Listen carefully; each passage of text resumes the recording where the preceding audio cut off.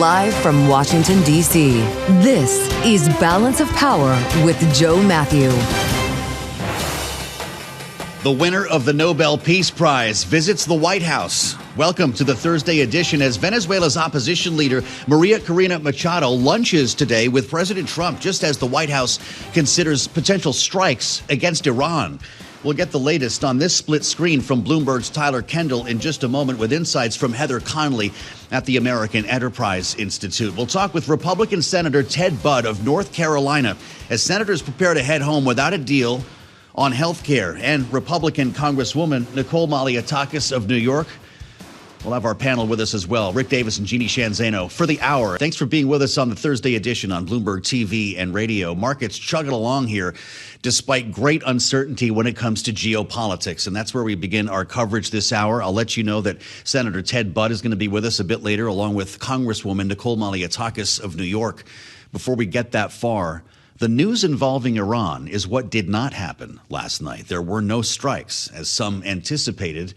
There were headlines, as we remember the Drudge Report yesterday, saying simply 24 hours, knowing as well that Americans were being evacuated from our massive air base in Qatar, and U.S. allies were told to leave Iran. Enter President Trump in the Oval Office at an unrelated event yesterday, saying the killing has stopped, suggesting there may not be a need for strikes. The president has been warning Iran not to execute protesters, even though some reports suggest more than 3,000 have been killed. Here's what the president said last evening. We've been told that the killing in Iran is stopping, and it's stopped, and it's stopping.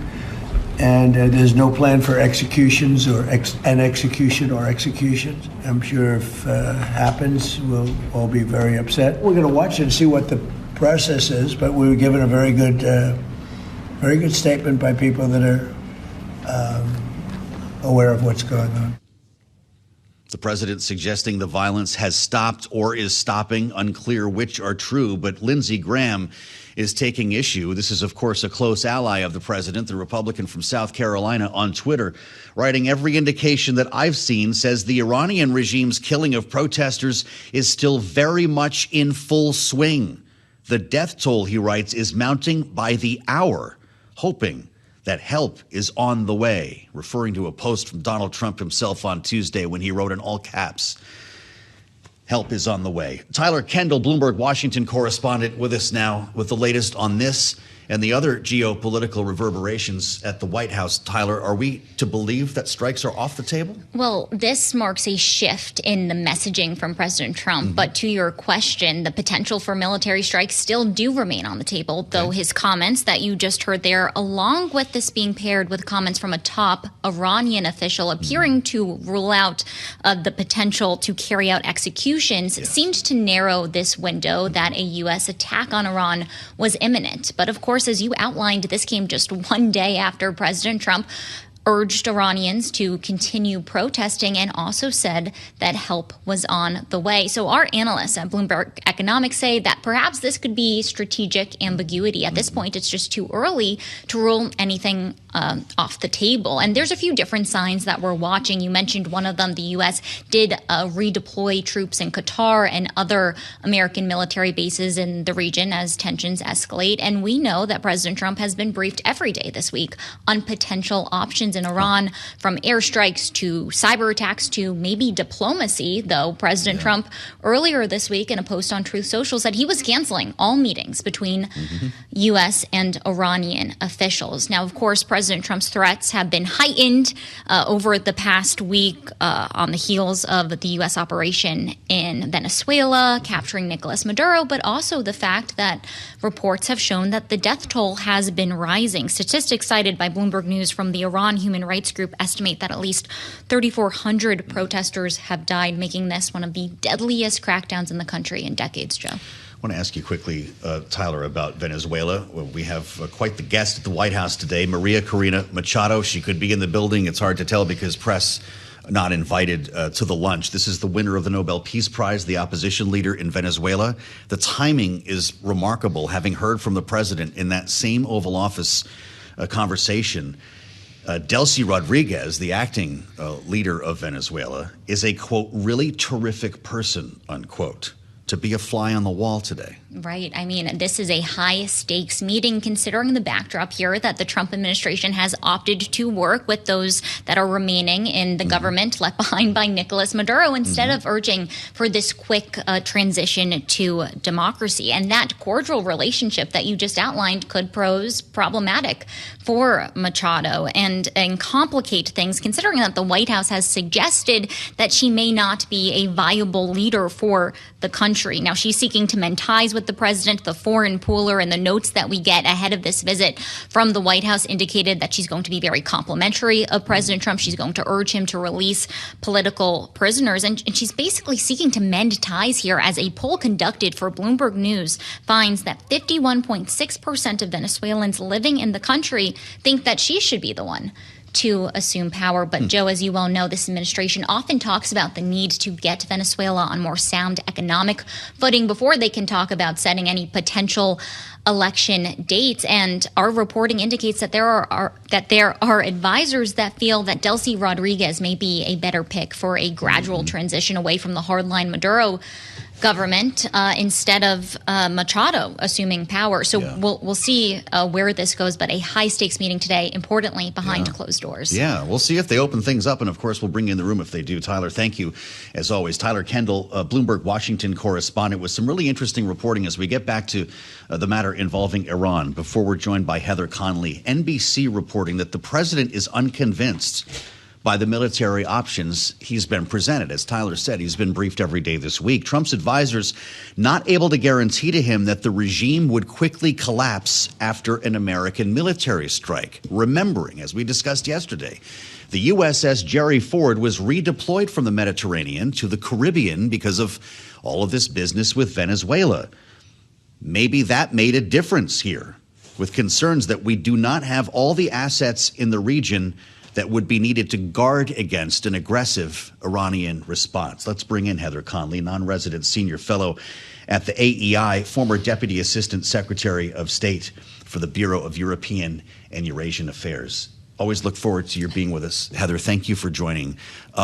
Strikes appear to still be on the table, but less likely. Is that how you're looking at this? Yeah, really unclear. I think the last 24 hours, we got very close to making a decision. So these 24-hour away reports were popping around this time yesterday. That was your thought as well? They really were, particularly because we were making decisions to evacuate or non-essential personnel from bases. That usually is preparation for something. And certainly European as well as Israeli intelligence sources were saying this is imminent, it's coming, and then it stopped.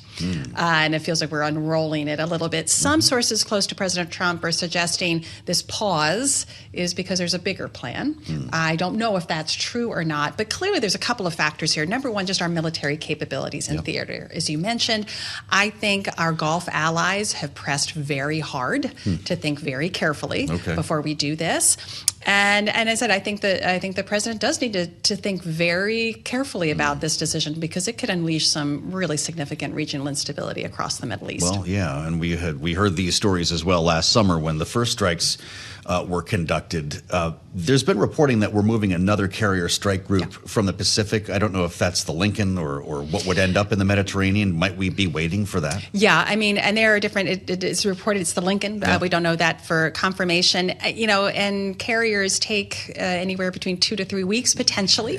It certainly took, when we moved the USS Ford out of the Eastern Med into the Eastern Caribbean, it did take up to 15, 20 days. So certainly they would want more strike capacity and more protective capacity, particularly against an Iranian counterstrike. Whether they'll wait or not, we don't know. Endgame, I guess, remains a question here as well. How far are you planning to go when you're talking about strikes? Are we talking about eliminating the supreme leader? I mean, this would create a power vacuum the likes we haven't seen in modern times. Right. And I think this is where understanding what is the strike, are we talking about the Iran Revolutionary Guard Corps, the leadership, the hierarchy, Ayatollah himself, but then it gets in sort of the split screen of what's happening today with the president's lunch with the Venezuelan opposition leader. There is not an easy answer here after you remove the top echelon of the Iranian government. And there is a variety of ethnic groups within Iran. Everyone has competing interests. So it's not going to be as easy as the Venezuela operation appeared, which we know it was not easy, but it seemed easy. Why isn't Maria Machado sitting somewhere in Caracas running the country of Venezuela?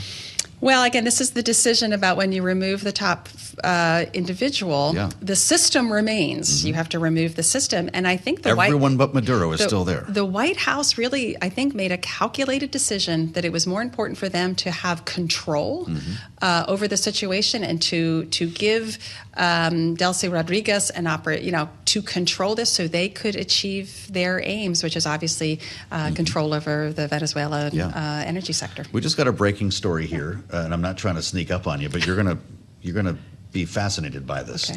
Okay. New York Times scoop: Benjamin Netanyahu called Donald Trump yesterday and asked him to postpone any plans for an American military attack on Iran. Qatar, Saudi Arabia, Oman, Egypt have also been asking, as you just referred, the Trump administration not to attack. Why would Netanyahu be in that crowd? Yeah, it has been really curious, and there's been some very good reporting. Prime Minister Netanyahu has been very quiet.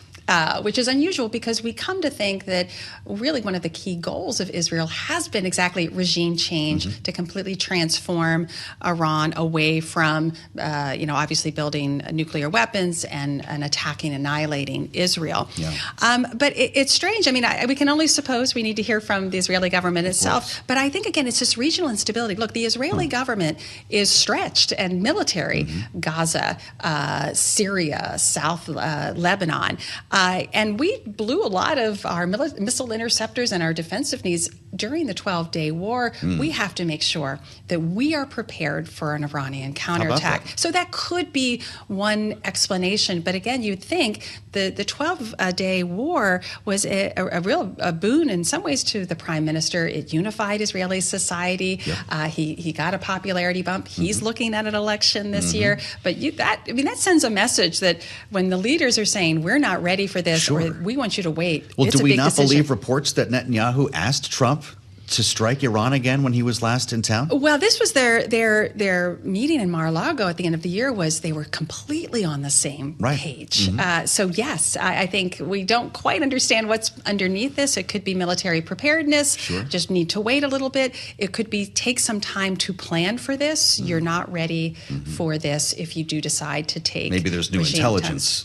In other words, it could. You made a great point, though. We expended a lot of hardware in the 12-day war.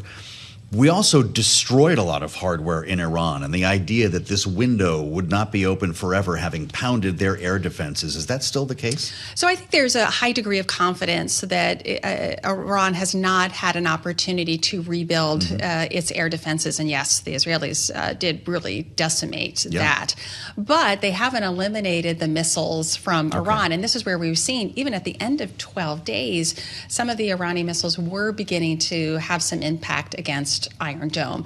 And this is exactly why the administration, has really tripled the increase of Patriot batteries. I mean, the demand is so great in Ukraine, in Taiwan, in the Middle East. This is where our defense production capacity has got to meet this moment. You just threw down Ukraine and Taiwan. So I have to ask you, if you buy the conventional wisdom now that President Trump's actions in Venezuela, Iran, maybe others, Colombia seems to be off the table for now, embolden China when it comes to Taiwan and embolden Russia when it comes to Ukraine. Is it as simple as that or more complicated? It's much more complicated. And I would say the Chinese believe they are on their own time schedule, that this doesn't necessarily impact their decision. And in fact, the Chinese have been, there's been some blows to their international posture in Venezuela and potentially Iran and elsewhere. I think for the Russians, and I'm glad you mentioned it because there are reports that Special Envoy Witkoff and Mr. Kushner may be heading towards Moscow at the end of this month. And we had a setback with President Trump again saying that the Ukrainians are, and President Zelensky is the impasse to peace. That's absolutely not the case. Right. There is a peace plan that his negotiators have helped create. Vladimir Putin is not interested in that. If anything, we just heard from Russian Foreign Minister Lavrov yesterday saying, actually, we have bigger plans, and they're thinking about even greater territorial acquisition, even beyond what they recommended in the first 28-point peace plan. So we are a bubble in 15 days into this year, Joe. So we're going to have a lot of conversations about this. Boy, Heather, thank you. It's great to have you back with us. Heather Conley at the AEI, the American Enterprise Institute.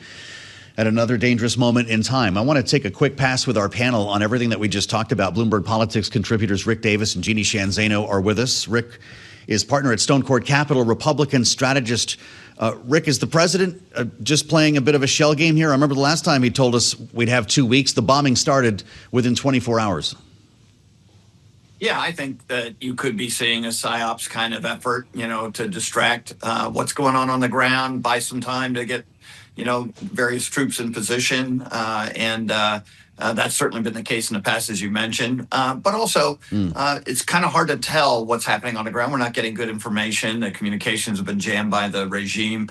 And so, from the outside looking in, it's awful hard to tell what kind of situation exists on the ground and whether or not attacks may put protesters even in more harm's way. So I think we've got to just wait and see on this one. And I don't think you want to spend a lot of time chewing on the news, because a lot of that is propaganda coming out of Iran and probably a little bit of propaganda coming out of the United States.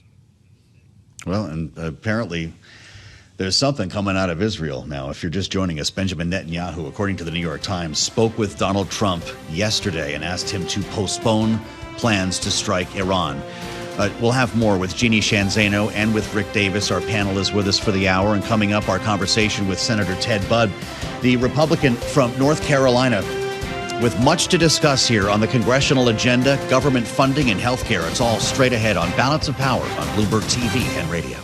Here on Bloomberg TV and radio, thank you for joining us on the Thursday edition of Balance of Power. It was just a couple days ago we spent some time with Senator Roger Marshall, the Republican from Kansas, was brought back to life by this idea of capping interest rates on credit cards after the president went on Truth Social to push this idea. That was Marshall's legislation, and he's putting it back together to make good on this cap on credit card interest rates, 10% for 1 year, which has been very controversial with some in Washington, knowing, of course, that the likes of Elizabeth Warren and Bernie Sanders preferred such an idea. The banks and some Republicans, not so much. I spoke earlier today, in fact, with the face of American banking, Rob Nichols, who leads the American Bankers Association. His thoughts on this idea. Listen. I think the administration wants to help people here. They're concerned about affordability. I respect that. Unfortunately, as you learn the details of a rate cap, it actually harmed the people the administration are attempting to help.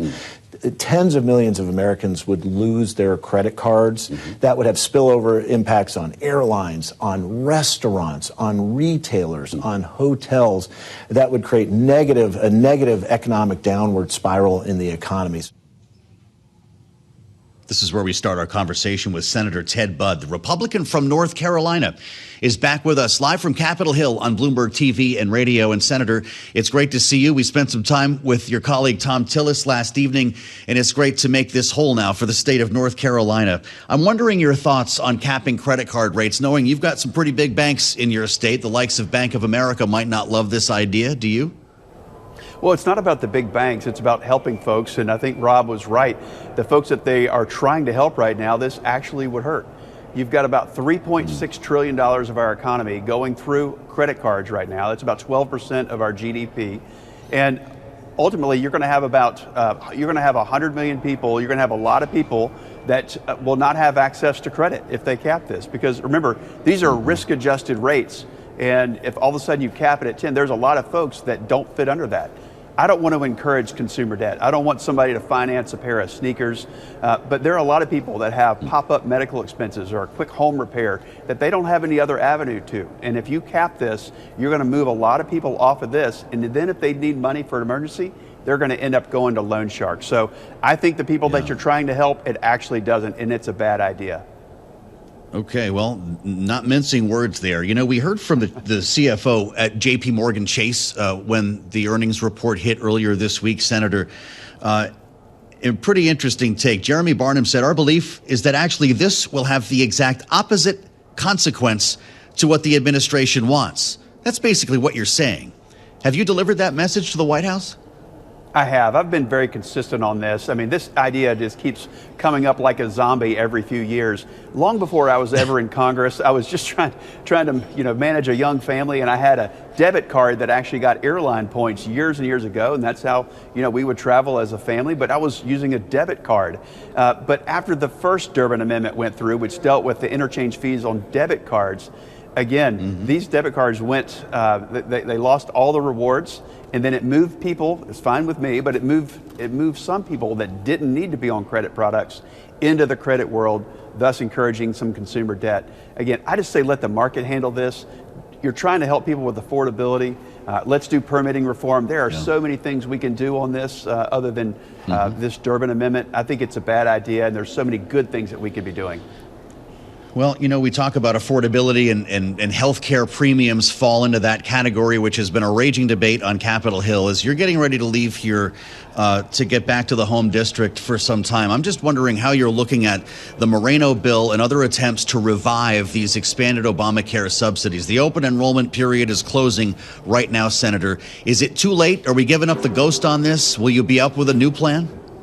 Look, I love Bernie Moreno. I don't agree with him on this, but I do think we need to help folks have high quality health care at a reasonable price. We've got all the levers in this economy and in this country to do so. We have the best quality health care, but again, it's very expensive. And I really think that what Obamacare did 16 years ago, remember, that didn't pass by breaking a filibuster. That passed with 60 Democrats. It was a high water mark for them, but a low water mark for the individuals that are subject to Obamacare. They broke Obamacare in 2009. They figured out it didn't work, so they propped it up with subsidies. Then they set dates for those subsidies to expire, and that's up with it's what we're up against right now. So I don't think you need to keep propping it up. I think we need to get something that doesn't give all this money to insurance companies. And by the way, if you look at their stock prices over the last 15 years, that's fine if they want to be a great company and create a great product for people. But we sent all these federal dollars to them and steered it away from the individuals. So they've lost consumer choice and people have lost their options. And they said, if you want your doctor, you can keep your doctor.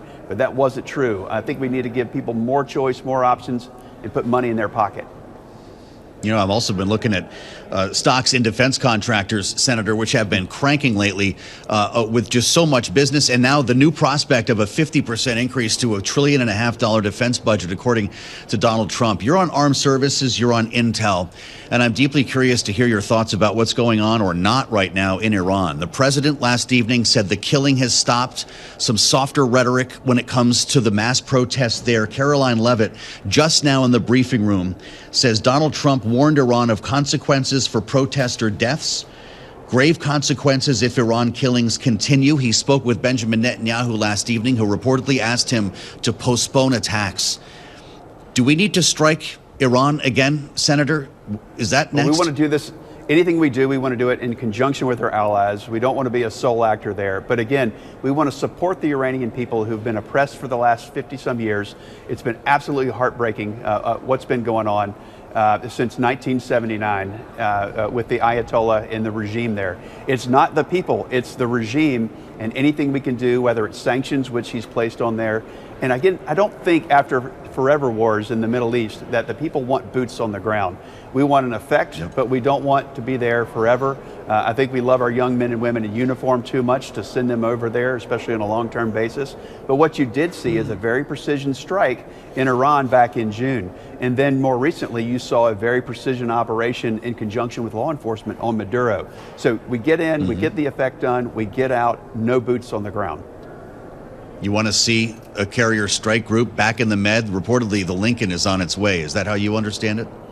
Well, we always want to be ready, and it's better to be prepared than to be behind the curve on this. And I think that's what President Trump's thinking. He's always ahead of the curve on these, and I'm grateful for it.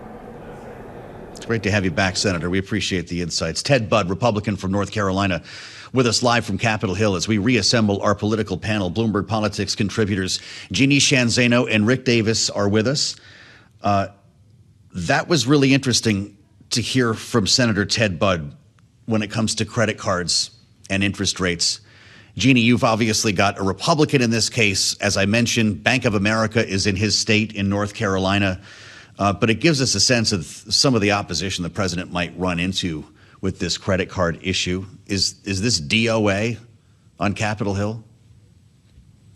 It depends, I think. If the president can pull together some populist Republicans, match them with some populist Democrats and get enough there. We can see, though, and I think that was really fascinating. He described it as sort of a zombie that keeps coming up, a bad idea that keeps coming up. But the fact is, it is a bad idea for the big banks. It's not a bad idea for American consumers who need immediate and significant relief. And for the big banks have got to find better ways to lend money. They need better models because what they're doing is they are getting profit out of small consumers. And that is what is driving the enormous debt that Americans are feeling. Mm-hmm. So I think Donald Trump's on the right side of the politics here. But whether he can push this through, the big banks have a big lobby, and we're seeing the pushback from Republicans. Yeah. What are you hearing about this, Rick? Big banks are pretty good at quashing moves like these. They've certainly been undefeated on this score so far. Are Republicans going to support this? Or is Ted Budd speaking for the Republican-led Senate? Yeah, I think what makes this different is that you're going to have a Republican president actually running high cover for the Democrats. You know, and that the banks were unprepared for this debate when the president brought it up. So banks caught flat-footed. A Republican president with lots of stroke in the House of Representatives, at least, and a lot in the Senate, is giving oxygen to a debate that otherwise would have been a straight line, party line vote. Which meant in this Congress it wouldn't succeed. So I don't think you can count it out. As I've said before, I think that you win more than you lose if you bank on the banking lobby in Washington. They're extraordinarily effective, as you just saw Ted Budd articulating the big commercial banks' position on this. So I think you're going to have a lot of wood to chop on this before it's done because of the president's willingness to lobby on behalf of the anti-bank coalition in Congress right now. And that's something we've never seen. So this is different. Jeanne, are you losing optimism in a revival of Obamacare subsidies after what you just heard from the senator? This seemed to have some momentum. I'm not sure where we are now. Everyone's going home tonight. Yeah, I mean, it's just hard to believe that once again, they are going back home and nothing has been done. And of course, the clock has been ticking. It's pretty much already run out for the millions of people. And I, again, do not understand the politics of this from the Republicans' perspective. Millions of people in their states and their districts are suffering. This is the very type of thing that can turn the House and potentially the Senate Democratic in the fall. So I don't understand the politics of this. I think it's an enormous mistake, but I don't have faith they're going to be able to push this through, Democrat. Wow. Well, I guess we got another flyout day, at least for the upper chamber. Jeanne, Zaino, and Rick Davis, thank you as ever. Bloomberg Politics contributors. Get some sleep, Rick. It's almost 3 in the morning, 4 in the morning in Tokyo. We'll have a lot more ahead, including our conversation with Congresswoman Nicole Malliotakis. The Republican from New York is with us in studio today, so stay right here on Balance of Power on Bloomberg. Nice day on the markets as we argue about plastic here in Washington, D.C., not the material, but the credit cards, and specifically interest rates, after Donald Trump went on social media to suggest that all credit card interest rates be capped at 10% for the next year. This has caused some angst in the banking industry and on the Republican side of the aisle, as we just discovered in our conversation with Senator Ted Budd. We're going to be talking momentarily with Republican Congresswoman Nicole Malliotakis, and we'll take her temperature on this idea, with legislation now being codified on Capitol Hill to make good on what President Trump is asking for. Legislation that you might more closely associate with the likes of Elizabeth Warren or Bernie Sanders than a Republican on Capitol Hill. I talked about this whole idea earlier with the face of American banking, as we already told you. The president and CEO of the American Bankers Association, Rob Nichols, joined us earlier today here in our Washington bureau for his take on this. Listen. What are you hearing from members of both sides of the aisle? We're hearing Republicans sign on to this. Actually, well, I've seen what you mentioned Republicans. Yeah. Speaker Johnson, Senate Majority Leader John Thune, Chairman French Hill of the House Financial Services Committee, and Chairman Tim Scott of the Senate Banking Committee. All four have said this is really bad policy. I've also seen Democrats make those same points as well. So we've seen, yes, there's one or two people on the Hill who think it's good public policy. The overwhelming majority of folks in both parties on Capitol Hill realize government price caps, government price controls don't work. They won't work here. They haven't worked in the past.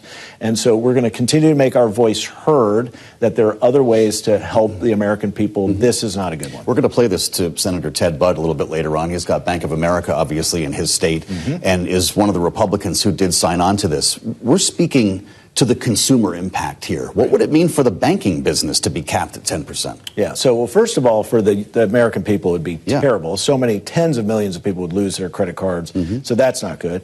And then obviously it would impact the banking sector as well. That's a secondary matter. We're more concerned about the broader U.S. economy than the profitability of banks. Okay. I want your broader view on what's happening here in the banking sector and what some have forecast a golden age.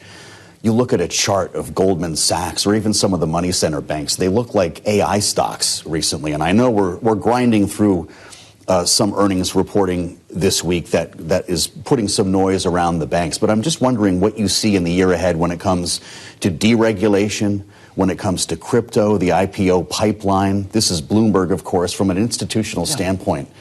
Is the golden age 2026? Well, I'd say a couple of things, Joe. Number one, the regulatory direction of travel, the right sizing that the new regulatory executives have been doing is really welcome. So I want to praise the administration for particularly the appointees they put at the Fed, the OCC, and the FDIC, who I think understand the really important role banks play to spur and grow the U.S. economy. So that's number one.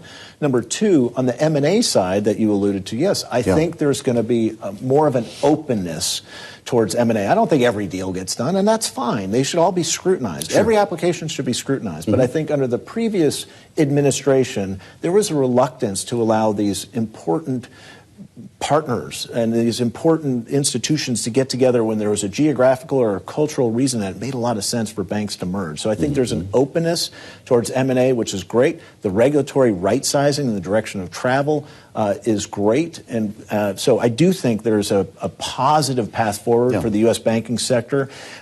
Earnings have demonstrated that. The FDIC in the recent quarterly banking report said that the sector looks resilient. Credit quality is strong. We are in a really good place to help spur and buoy economic growth for the United States. And we're working with a group of regulatory stakeholders who get the important role that banks can play to be that cardiovascular system of the U.S. economy. Understood. Are you losing any sleep over this investigation into Jay Powell? Does that bring just in its own essence systemic risk? I would say that is certainly noise, and I would say this. Fed independence is incredibly important for a free market economy. That's something the ABA has believed in forever, and we will continue to as well. I will say this. I've known Chairman Jay Powell for a long time. He is a man of integrity. He is a public servant and has spent many, many years serving the American people. We may not agree on everything from a monetary policy standpoint or a regulatory standpoint, but I would say this. Fed independence is incredibly important for a free market economy, for dollar sovereignty. I'm not in a position to comment on the investigation itself, but Fed independence now and going forward is incredibly important. All right, there you have it from Rob Nichols, President, CEO of the American Bankers Association, spent some time with us to talk about a number of issues, including this effort to cap credit card interest rates. It's not the reason why we invited the Congresswoman to join us, but we'll take her temperature on this along with a number of issues that are popping on Capitol Hill. Nicole Malliotakis, Republican from New York, is with us in studio in Washington, and it's great to have you back on Bloomberg TV and radio. Good to be with you. Is this a Republican or a conservative concept, the idea of capping interest rates on credit cards? Is something that you're comfortable with? Well, I think in general, a lot of Republican members, including myself, have expressed concerns with any type of price controls, right? Yeah. That's not something that we generally believe in. We applaud the president for trying to address this issue of affordability. And quite frankly, 29% is a little bit ridiculous, right? I mean, I can go to Loan Shark down the block from in my district and basically get a better deal. Yeah. The issue, I think, Loan Sharks in your no, district. of course we don't. I'm just joking. But I've been to Staten Island. But the reality is that, how can we address this? I actually was speaking to somebody who represents a credit union the other day, and they're capped at 18%. How about that? So maybe 18% should be more of what we're looking at for a one year to kind of bring it in par. But I think this is going to be a real big discussion on Capitol Hill, because I can tell you, I was a member of the Main Street Caucus, which is more, center-right members of our conference. A lot of them have expressed concerns about this in our last meeting, which took place on Monday. And so I do believe that this is really, really going to be something that he's going to get a lot of opposition to on the Hill. This falls into the whole affordability category. You can come at this from a lot of different ways, whether it's housing, whether it's pharmaceuticals. Obamacare subsidies is one that we have been talking about a lot. And as the Senate prepares to go home today, there are some saying that this Bernie Moreno bill is going nowhere, that it's time for a new plan. Open enrollment is closing. Where are we in this debate? Yeah, look, I think that the president just a little while ago came out with his great health care plan, and we're currently reviewing that. It does hit on a lot of the points. I mean, I think one of the big issues where we see some opportunity is pharmaceuticals, right? He's proposed his most favored nation. He wants to pay Americans to pay the same price that many other countries are paying. Why are we subsidizing the research and then on top of it paying the highest prices? So he has a point with that, but I think the bigger issue is PBM reform. If we want to rein in those PBMs that are those middlemen between the insurance companies and the pharmacies, and in some cases there's vertical integration where the insurance company is the PBM and the pharmacy, and that is, I think, a real problem, because we're seeing them put small mom and pop pharmacies out of business. They're dictating what their competitors are making, and they are have no transparency in terms of what's going on in the middle in between phase and how much they're profiting. Yeah. So in fact, our committee next week, Ways and Means, is going to be having these health insurance executives that do also own these PBMs come before us. And the questions it's going to be interesting, especially when we ask them about the 230% increase in profits and the premiums increasing at the same time despite those taxpayer subsidies. So that's going to be a big topic, I think, in the next couple of weeks. And we'll see where that goes. But I'm hopeful that we're still going to get something done in a bipartisan way. If not, through reconciliation. What the president proposed today could be done through the reconciliation process, which means only Republicans are needed to pass it. Yes, wow, interesting. So reconciliation 2.0 is real for you. I think it's a possibility. I think, look, our margin keeps getting slimmer and slimmer, but I think that's very well possible, maybe as it relates to health care and housing. There's a lot of discussion surrounding housing and affordability there. I think one of the biggest things we also need to do, and I think as it relates to credit card companies, financial literacy is so important, right? Teaching young people about what it means to take on debt, and that what's behind the actual dollar. And I think that's something we need to get back to the basics in our education system. You need to get a Bloomberg terminal in every classroom. I didn't really say that. I want to ask you about immigration, because the conversation that we had so frequently throughout the campaign has evolved following the ICE raids. We saw the deadly shooting in Minneapolis. You can't wake up in the morning without the doom scroll on your phone and seeing somebody pull out of a car or pulled out of their home. President, actually, if you go back and listen to his rhetoric on the campaign trail, actually said in an interview, this could be difficult for some people to see. Is this what you expected? Look, I think what we really wanted and needed, particularly in my district, was the president to, one, secure the border, which he's done. Yeah. We now have 0 crossings. And number 2, deport the criminals, right? And I think that in many ways they've been very successful. We are seeing thousands of criminals that have committed real serious crimes deported. Those migrant shelters that were popping up all over New York City, being funded by the taxpayer, are now closed. But we also see that there are areas where they've gone too far. And we've had a real discussion about this with the Speaker and with the White House, because we want to see some type of balance here, right? And I think that's what the American people want. So you secure the border, you're deporting the criminals, but when it comes to these raids, I think they are problematic, but I think the other issue is that the municipalities are not cooperating to deport those criminals. So if they're not turning over these people, which in New York City recently there was an article saying 7,000 individuals, including murderers and rapists, were released back onto the street instead of turned over to ICE. And so when you have a situation where the local government is not cooperating to enforce the laws of our nation, these raids happen because now they got to go in there and find those criminals. And the problem is you're putting public at risk, you're putting those officers at risk. And so we really do need to see a cooperation, some common ground. That we're going to focus on those criminals, but we need these local governments to cooperate with us. And then the second part of this is obviously immigration reform. Yeah. You know, there's a group of us, Hispanic Republicans, who met with the Speaker recently. We've been also pushing for a meeting with the president himself to talk about the need for immigration reform. I represent a district where we have a very diverse population. Yeah. And even, this Ukrainian parole program, that's now, when people have to renew for that, it's taking a very long time. And these people are here legally and working, and they end up losing their jobs because they can't get their parole renewed. And we're seeing the same thing with work authorizations and visas. People who are here doing the right thing, follow the rules, they're working hard, they're paying taxes, and you know what? They lose their legal status, and then they lose their job.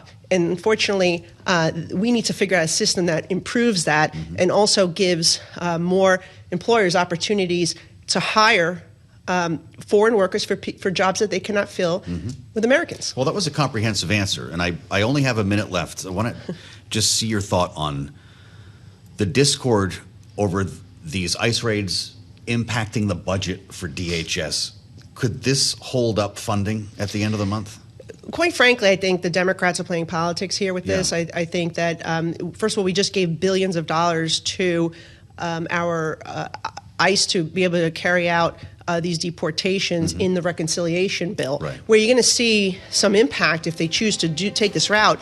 Coast Guard, for example, is going to get hurt. These are serious other federal law enforcement. They're the ones that are going to get impacted. Counterterrorism, cybersecurity, our coastline, those are the areas we're going to see some impact if they don't work with us to get the job done and fund the government. Even some Democrats tell us they don't have an appetite for another shutdown, so we'll find out together. Congresswoman Nicole Malliotakis from New York, thank you so much as always. This is Bloomberg.